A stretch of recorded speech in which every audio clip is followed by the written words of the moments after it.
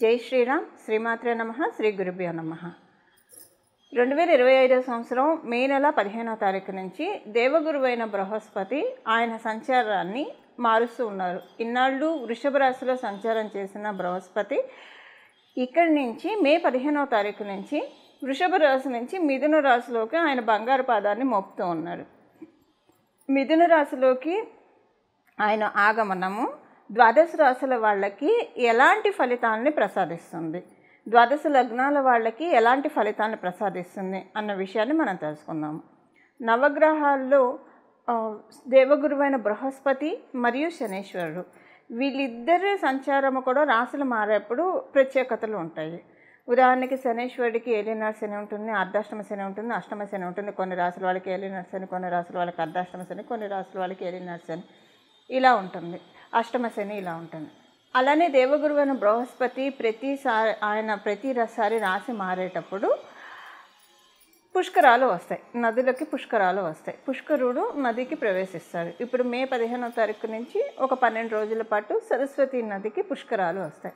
So అందువల్ల దేవగురువైన బృహస్పతి ప్రతిసారి రాశి మారేటప్పుడు అది కొన్ని ప్రత్యేకతను సంతరించుకుంటుంది. ఈ ప్రత్యేకతలు మీ రాశుల వాళ్ళకి ఎలాంటి ఫలితాన్ని ఇస్తుంది? కాలపురుషుడు కుండలిలో 3వ స్థానం సహజ 3వ స్థానము, బచక్రంలో సహజ 3వ స్థానమైన మిథున రాశిలో దేవగురువైన బృహస్పతి సంచారము. యాక్చువల్గా 3వ స్థానం అనేది మరణకారక స్థానము. మనకి పరాశర సంహిత ప్రకారం బృహస్పతికి మరణకారక స్థానము. కాకపోతే అదే పరాశర హోరాశాస్త్రం చెప్పే విషయం ఏంటంటే 3వ స్థానాల్లో గురు భగవానుడు యొక్క సంచారము సౌభాగ్య యోగాన్ని కూడా ప్రసాదిస్తుంది. సౌభాగ్య యోగం ఎలా ప్రసాదిస్తుందంటే ఆయన ఎప్పుడైనా సరే 3వ స్థానంలో ఉంటే 5వ దృష్టితో 7వ స్థానాన్ని చూస్తాడు, అలాగే 7వ దృష్టితో 9వ స్థానాన్ని చూస్తాడు, అలాగే 9వ దృష్టితో లాభస్థానాన్ని చూస్తాడు. సో అంటే ఆయన దృష్టిలన్నీ మంచి స్థానాల మీద పడుతున్నాయి. ఇప్పుడు 7వ స్థానం సప్తమ స్థానం అంటే వ్యాపారం బాగా సాగుతుంది, వివాహం కాని వాళ్ళకి వివాహం అవుతుంది, అలాగే వైవాహిక జీవితంలో పొరపచ్చాలు ఏమన్నా ఉంటే అవి తొలగిపోతాయి. 9వ స్థానం మీద ఆయన సహజ కాలపురుషుడు కుండలిలో 9వ స్థానానికి అధిపతి, ఆయన ధనుసు రాశికి అధిపతి.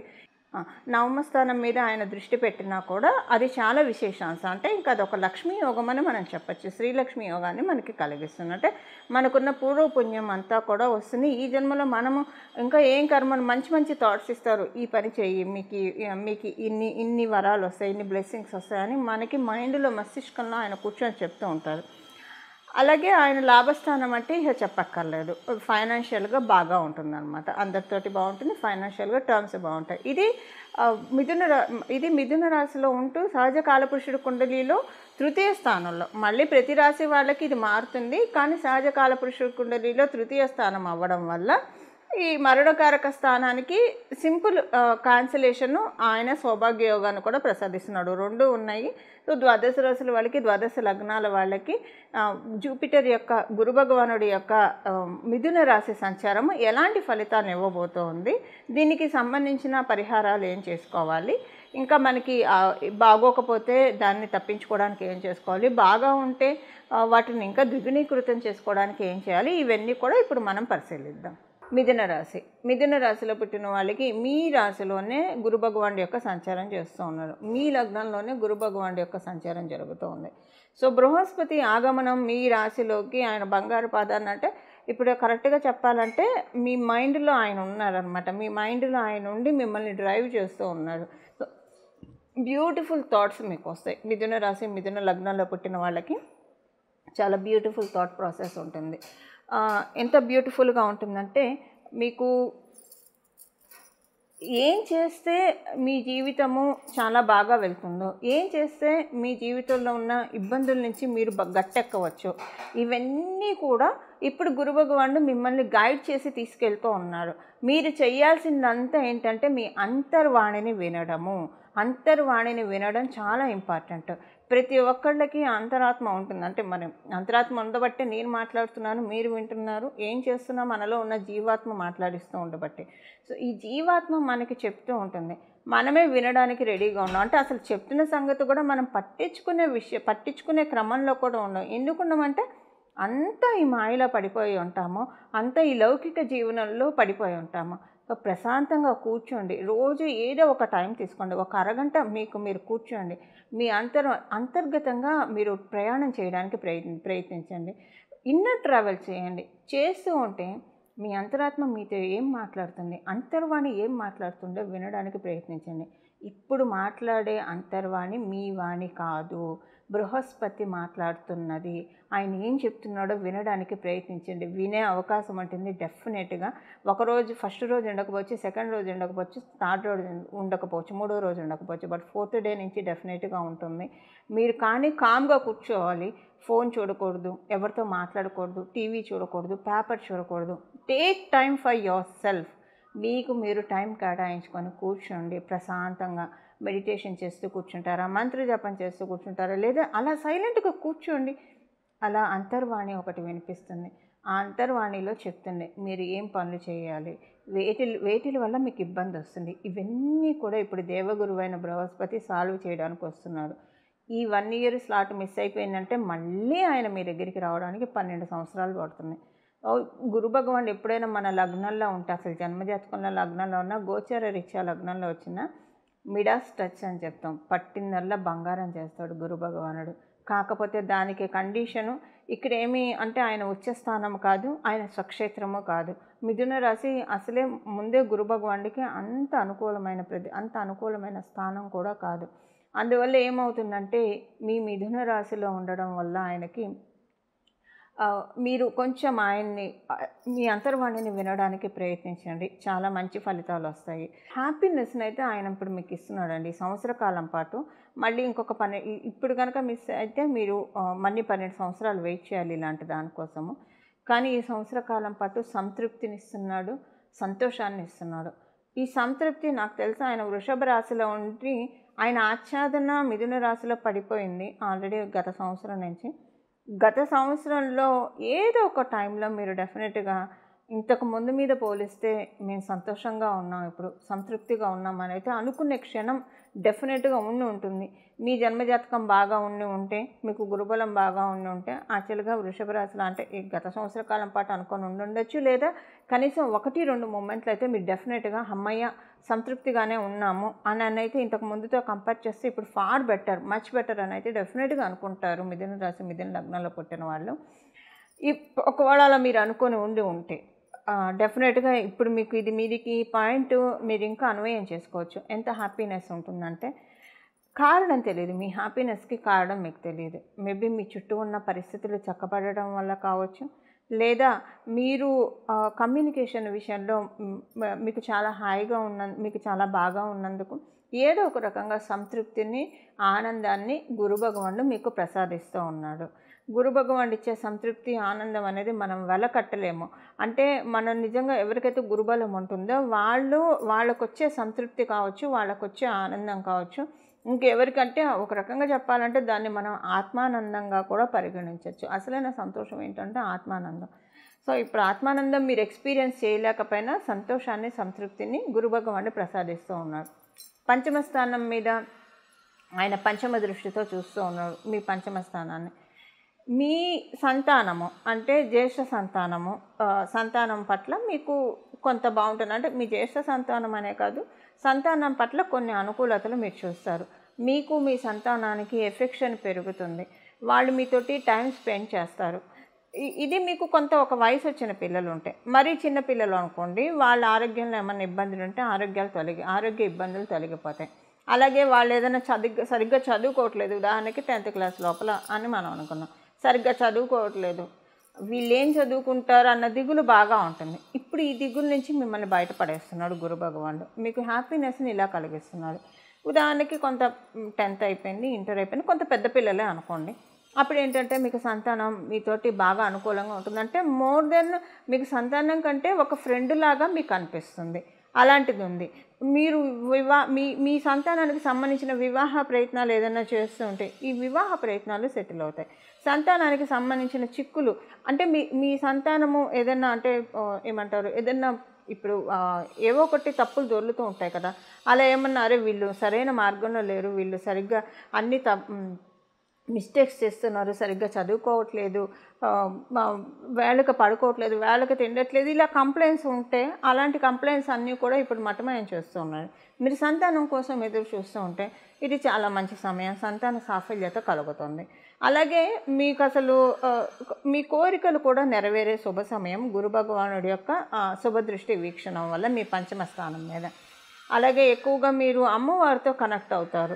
ఏదో ఒక మీరు అనుకోకుండా ఒక అమ్మవారి ఆలయానికి దర్శనానికి వెళ్తారు. సడన్గా ఆల్ ఆఫ్ ఏ సడన్ అది ఇప్పటివరకు మీరు వెళ్ళని ఆలయం అవుతుంది. ఆల్ ఆఫ్ ఏ సడన్ మీరు వెళ్తారు. అక్కడికి వెళ్ళిన దగ్గర నుంచి మీకు చాలా పాజిటివ్గా అనిపిస్తుంది, చాలా పాజిటివ్ ఎనర్జీస్ వస్తాయి. మీరు వెళ్ళేది ఆ దేవాలయానికి మామూలుగా కాదు. ఎప్పుడు వెళ్ళే దేవాలయాలు వేరు, ఇప్పుడు వెళ్ళే దేవాలయం వేరు. కానీ ఇది మీరు ప్లాన్ చేసుకోరు, అన్ప్లాన్డ్గానే వెళ్తారు.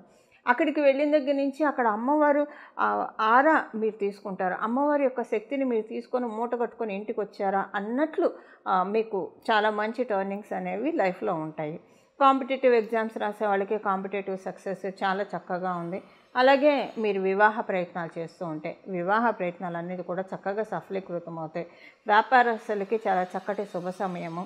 వ్యాపారంలో మంచి మార్పులు అయితే మీరు చూస్తారు, ప్రోగ్రెస్. ఎందుకంటే మీకు సప్తమ స్థానం ధనురాశి అయింది. ధనురాశికి అధిపతి అయిన బృహస్పతి ధనురాశిని సప్తమ స్థానంలో చూడడం వల్ల వ్యాపారస్తులకి డెఫినెట్గా ఒక ఊరట అయితే ఉంటుంది. అమ్మయ్య అని ఊపిరి పీల్చుకునే విధంగా సిచ్యువేషన్స్ ఉంటాయి. హ్యాపీగా ఆనందంగా వెళ్తుంది వ్యాపారస్తులకి. ఉద్యోగస్తులకి కూడా మంచి శుభ సమయము. ఉద్యోగస్తులు మీరు ఏమైనా ట్రాన్స్ఫర్ కోసం, బదిలీల కోసం ప్రయత్నిస్తూ ఉంటే, లేదా మీరు జాబ్ చేంజ్ కోసం ప్రయత్నిస్తూ ఉన్నాం, వీటన్నిటికీ కూడా గురు భగవానుడు కర్టెన్ రైజర్ లాగా అవకాశాన్ని మీకు ప్రసాదిస్తూ ఉన్నారు. సో మీకు ఇవన్నీ కూడా మీకు సఫలీకృతం అవుతాయి. దాంతోపాటు ఏంటంటే మీకు ఏవైనా ఇబ్బందులు ఉంటే కనుక, వృత్తి వ్యాపారాల్లో ఏమైనా ఇబ్బందులు ఉంటే కనుక వాటన్నిటిని అధిగమించడానికి చక్కటి అవకాశాన్ని కలిగిస్తూ ఉన్నారు.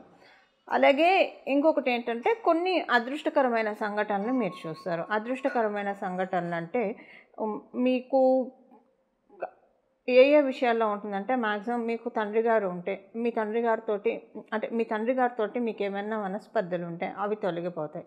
తండ్రి తరఫు నుంచి కావచ్చు, లేదా పెద్దల నుంచి ఏవైనా వంశపారంపర్యంగా రావాల్సిన ఆస్తిపాస్తులు ఏవైనా పెండింగ్లో ఉంటే కనుక అవన్నీ ఇప్పుడు రిలీజ్ అవుతాయి మీకు. అలానే మీ ఆస్తిపాస్తులు ఏమైనా కోర్టు కేసుల్లో ఉంటే వాటికి ఇప్పుడు మీకు ఫేవరబుల్గా వర్డిక్ట్ వస్తుంది. సో మీరు సంతోషంగా ఉండే విధంగా వస్తుంది. ఇవి అయితే ఇప్పుడు పెద్దల నుంచి వచ్చే ఆస్తి ఏం లేదు, లేదా మా ఆస్తి ఎలాంటి కోర్టు కేసులు ఇలాంటివి ఏం లేవు అని అనుకుంటే, అంటే ఆస్తికి సంబంధించిన విషయాల్లో కొన్ని మార్పులు చూస్తారు. ఈ మార్పులు ఇప్పుడు మీ జన్మజాతకం సహకారంగా ఉంటే మీకు చాలా అనుకూలంగా అనిపిస్తుంది. సపోజ్ మీ జన్మజాతకం ఇప్పుడు ఆస్తిపరమైన విషయాల్లో సహకారంగా లేకపోతే మార్పు అయితే మీకు నచ్చదు, చాలా బాధ అనిపిస్తూ ఉంటుంది. మార్పు ఎందుకు వచ్చింది ఆస్తిపాస్తుల విషయంలో అని అనుకుంటారు. అసలు మీకు ఇష్టం లేకుండానే చేస్తారు, కానీ ఆ తర్వాత మీకు బాగా ఉంటుంది. ఉదాహరణకి మీరు ఏదైనా ఇల్లు అమ్ముదామని అనుకుంటూ ఉన్నారు, అంటే మీరు అనుకుంటూ ఉన్నారు, మీ ఇంట్లో వాళ్ళు వద్దంటున్నారు. సో వాళ్ళ మాట వినేసేసి మీరు ఆగిపోతే అది చాలా ప్రశాంతంగా అనిపిస్తుంది. మీకంటే ఇది ఉంచుకోవడం వల్ల నాకు ఎంత బాగుందో అనిపిస్తుంది. వైస్ వర్సా, మీ ఇంట్లో వాళ్ళు అమ్మేయమంటున్నారు, మీరు వద్దు ఉంచుకుందాను హోల్డ్ పెడుతున్నారు, అవసరం లేదు అమ్మద్దు అని చెప్పి. అప్పుడు మీరు అమ్మాల్సి వచ్చినప్పుడు చాలా పెయిన్ఫుల్గానే ఉంటుంది. ఈ 1 ఇయర్లో అమ్మాల్సి వస్తారు, కానీ చాలా పెయిన్ఫుల్గానే అమ్ముతారు, బాగా బాధపడతారు. కానీ ఆ తర్వాత అది అమ్మిన తర్వాత మీకు అర్థమవుతుంది అది అమ్మి ఎంత మంచి పని చేస్తామో. మీరు ఉంచుకున్నది ఇల్లు కాదు, నెత్తి మీద నిప్పులు కుంపటేమో అన్నట్లు మీకు అనిపిస్తుంది. ఎందుకంటే దానివల్ల మీకు అంటే అది ఒక్కసారి మీరు అమ్మేసేసి, అంటే మీరు ఇలా ఉంటే ఈ కండిషన్లో ఉంటేనే ఆ తర్వాత మీకు ఎంత మంచి మార్పులు వస్తాయో మీరు చూస్తారు. సో ఇలా ఏం లేదు మాకు, అంటే మామూలుగానే అమ్ముదాం అనుకుంటున్నాం, మా ఇంట్లో అందరం అమ్ముదాం అనుకుంటున్నాము, మాకు అసలు అలాంటి మనస్పర్ధలు ఏం లేవు, లేదా కొనాలనుకున్నా అందరం మేము యూనిటీగా ఉన్నాం, కొనాలని అనుకుంటున్నాం అన్నప్పుడు అప్పుడు మీకు ఈ పాయింట్ అప్లికేబిలిటీ ఉండదు. మీరు అమ్మాలనుకుంటే అమ్మగలుగుతారు, కొనాలనుకుంటే కొనగలుగుతారు. అది ఎందుకంటే ఆల్రెడీ మీరు ఈ ప్రయత్నంలో ఉంటే కనుక మీకు మీ 4th హౌస్ స్ట్రాంగ్గా ఉంటే వీటికి చక్కటి అనుకూలతల్ని మీకు కలిగిస్తూ ఉన్నారు. అలాగే 9th హౌస్ మీద ఆయన నవమ దృష్టితోటి మీ నవమ స్థానాన్ని చూడడం అనేది మంచిది, లక్ష్మీ యోగం అని చెప్తాము. మీరు ఎక్కువగా శుక్రవారాలు సాయంత్రం పూట మహాలక్ష్మి అమ్మవారి టెంపుల్కి వెళ్ళడానికి ప్రయత్నించండి. ఇది మీకు బోనస్ టిప్, బోనస్ రెమెడీ అనుకోండి. ప్రతి శుక్రవారం సాయంత్రం పూట మహాలక్ష్మి అమ్మవారి ఆలయానికి వెళ్ళి రావడం వల్ల మీరు ఒక 3-4 వారాలు గడిచాక చూడండి, కొన్ని ప్రశాంతత, కొంత ఊరట అయితే డెఫినెట్గా ఆర్థిక పరిస్థితుల్లో కలుగుతుంది. ఆల్రెడీ మీరు ఆర్థికంగా బాగా ఉన్నారు. మీకు ఏవేవైతే డిజైర్స్ ఉన్నాయో అవన్నీ కూడా 1 by 1 మొత్తం లిస్ట్ అవుట్ చేసి అవన్నీ కూడా నెరవేరడం అనేది మీకు జరుగుతుంది. ఇది మిథున రాశి, మిథున లగ్నంలో పుట్టిన వాళ్ళకి బృహస్పతి సంచార ఫలితాలు. మిథున రాశిలో ఆయన సంచారము అన్ని రాశుల వాళ్ళకి యోగించే విధంగా ఉండడానికి దత్తాత్రేయ స్వామి వారి ఆరాధన చేయాలి. మీకు వీలైతే గురు చరిత్ర పారాయణం చేయడము, అలాగే గానుగాపూరు ఇలాంటి దత్తపీఠాన్ని దర్శించడము, కురుపురం ఇలాంటి దత్తపీఠాన్ని దర్శించడము. ఒకవేళ దర్శించడం కుదరకపోయినా సరే దత్తుడి యొక్క ఆరాధన ఎక్కువగా చేసుకోవడము, దత్త చరిత్ర పారాయణం చేయడానికి ప్రయత్నించండి, చాలా మంచిది. ప్రతిరోజు కూడా ఈ నామం, ఇప్పుడు మనం తెలుసుకోబోయే నామము సర్వకాల సర్వావస్థలందు కూడా చేసుకోవచ్చు. అంటే మీరు ఏ కండిషన్లో ఉన్నా సరే నామజపానికి తప్పు ఉండదు. కాబట్టి ఇప్పుడు మనం తెలుసుకోబోయే నామాన్ని ప్రతిరోజు కూడా మనసులో జపించుకుంటూ ఉంటే, మీరు ఏ పని చేస్తూ ఉన్నా మనసులో జపించుకుంటూ ఉంటే కనుక గురు భగవానుడి యొక్క మిథున రాశి సంచారంలో ఆయన బచక్రంలో 3వ స్థానంలో ఉంటూ ఇచ్చే సౌభాగ్య యోగాన్ని మనందరం కూడా అందుకోవచ్చు. ఇప్పుడు ఆ నామం ఏంటో మనం చూద్దాం. దత్తం భజే గురు దత్తం భజే అత్రి అనసూయ పుత్ర దత్తం భజే. దత్తం భజే గురు దత్తం భజే అత్రి అనసూయ పుత్ర దత్తం భజే. దత్తం భజే గురు దత్తం భజే అత్రి అనసూయ పుత్ర దత్తం భజే.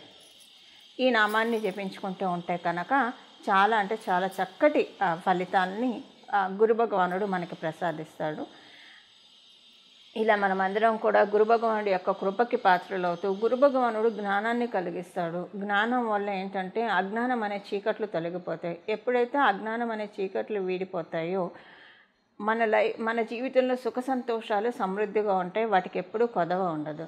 ఇలా మన జీవితాన్ని జ్ఞాన సముపార్జనతోటి, జ్ఞానార్జనతోటి మన జీవితాన్ని మనందరం కూడా నడుపుకోవాలని చెప్పి, జ్ఞానధనంతో అజ్ఞానం అనే అంధకారాన్ని రూపుమాపాలని చెప్పి నేను కూడా మనందరి తరఫున మనస్ఫూర్తిగా శిరస్సు వంచి దత్తాత్రేయ స్వామి వారిని వేడుకుంటూ, శ్రీ గురుదత్త, జై గురుదత్త, శ్రీ దత్త శరణం మమ, మంగళం, నమో భగవతే వాసుదేవాయ.